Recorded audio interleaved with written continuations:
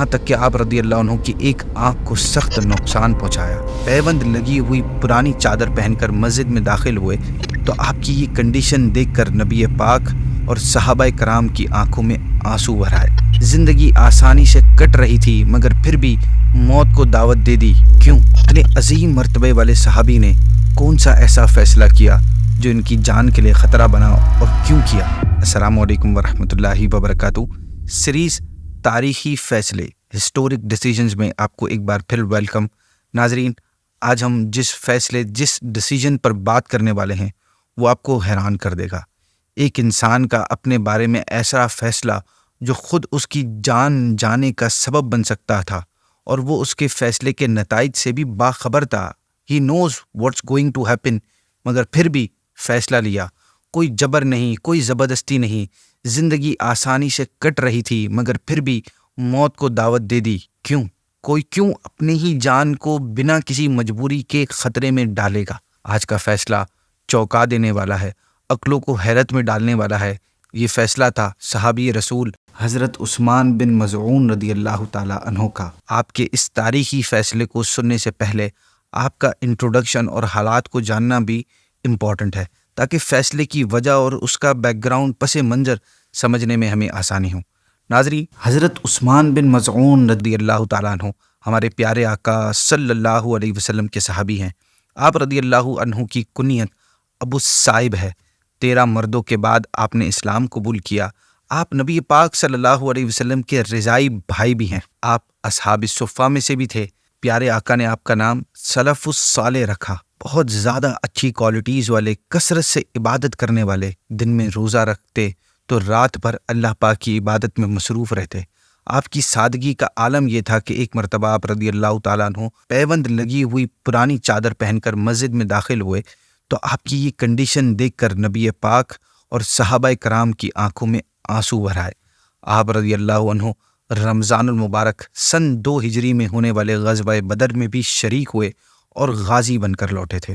اتنی اعلیٰ صفات اور اتنے عظیم مرتبے والے صحابی نے کون سا ایسا فیصلہ کیا جو ان کی جان کے لیے خطرہ بنا اور کیوں کیا؟ جب کفار مکہ نے مکے میں مسلمانوں پر ظلم و ستم کے پہاڑ توڑ کر مکے میں ان کا جینا مشکل کر دیا تھا تو صحابہ کرام علیہم الرضوان کو نبی پاک صلی اللہ علیہ وسلم کی بارگاہ سے ایک پرامن ملک حبشہ کی جانب ہجرت کی اجازت ملی۔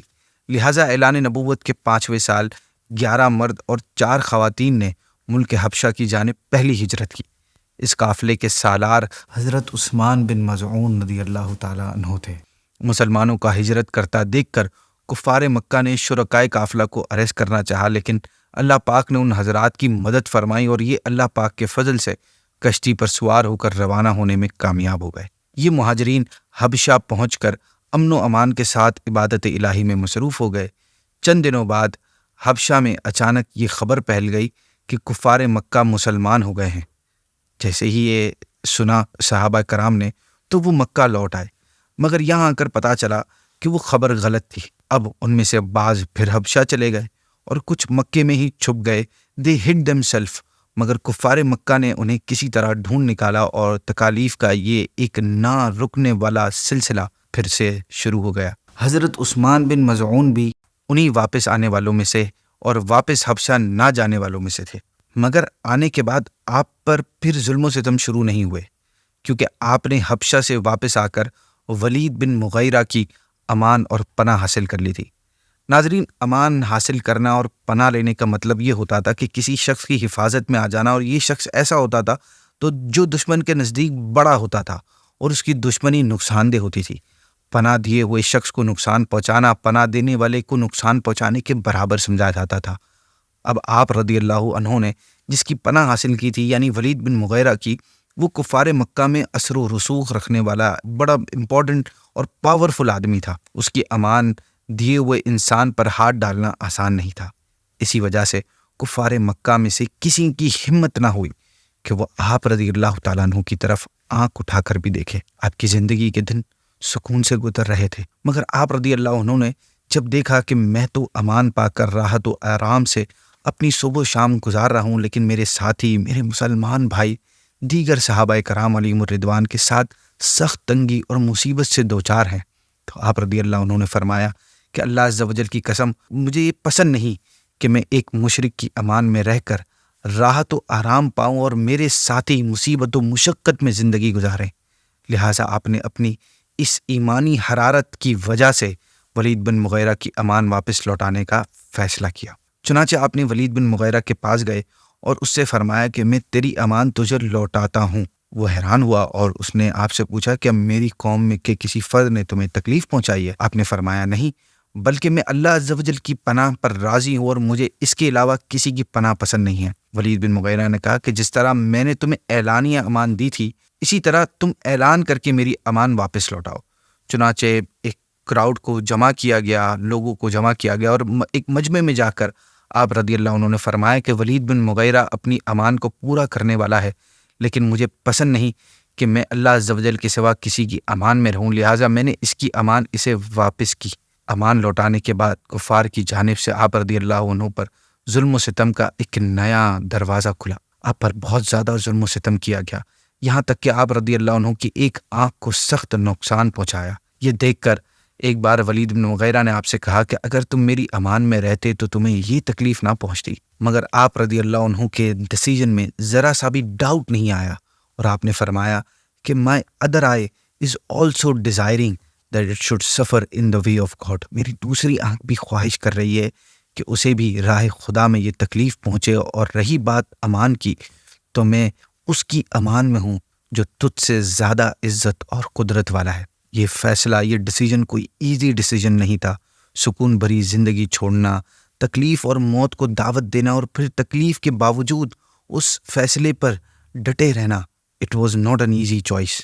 ہماری زندگی میں، ہماری لائف میں کئی بار ایسے موقع آتے ہیں جب کسی ایسے موڑ پر ہم آ جاتے ہیں جہاں ایک طرف تو بڑی آسانیاں ہوتی ہیں، سکون ہوتا ہے، آسائشیں ہوتی ہیں، ہمارا اپنا کمفرٹ زون ہوتا ہے، جبکہ دوسری طرف ہمارے اصول ہوتے ہیں، پرنسپلز ہوتے ہیں، خودداری ہوتی ہے، غلامی سے نجات ہوتی ہے، دوسروں کا خیال ہوتا ہے۔